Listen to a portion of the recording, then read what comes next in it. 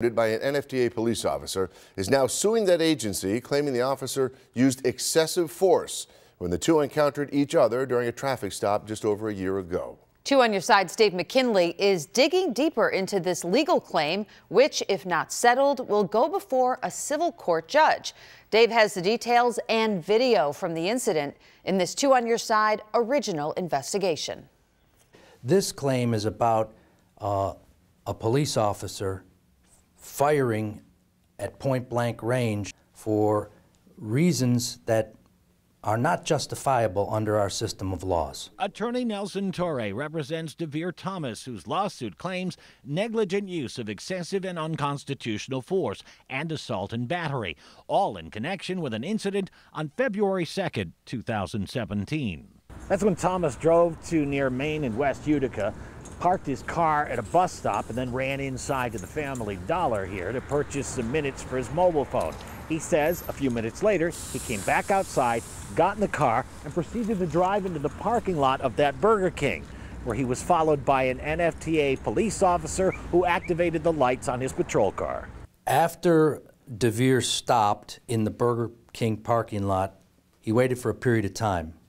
No officer approached his car. With that, he thought the officer had pulled in for some other reason, so he began to leave. He only got about 100 yards before the officer pulled him over a second time here, this time using both his lights and siren. When he stopped the second time the officer approached, there was an exchange of words, and with that, after some further period of time there, Mr. Thomas asked, "Am I going to be issued a citation?" And that's where the stories start to differ. The NFTA filed a 7-page response to the lawsuit denying the claims, and in a statement, a 2 on Your Side said, "We will vigorously defend this matter and are glad that our officer and others were not seriously injured during the incident. We have no further comment at this time as this matter is in litigation." At the time of the incident, the NFTA police and later the district attorney alleged that Thomas, while attempting to flee, aimed his car at Officer Robert Golick, who had arrived at the scene as backup and stationed himself near the front of it, and that Golick fired a round in self-defense. Of course, in this case, we have the benefit of videotape. From a very interesting source. Ironically, an NFTA bus that was passing down Main Street caught the entire episode on videotape. He shared with us the video and claims it shows the car did not move before Officer Golick opened fire, and not with just one shot. Audibly, what sounds like 4 shots. And it wasn't until the audible gunshots, which are heard on the NFTA video, are fired, that the car begins to leave. The whole thing transpires in a matter of seconds, but Torre hopes that by presenting it frame by frame, it will convince a civil jury that his client moved only after he was fired on.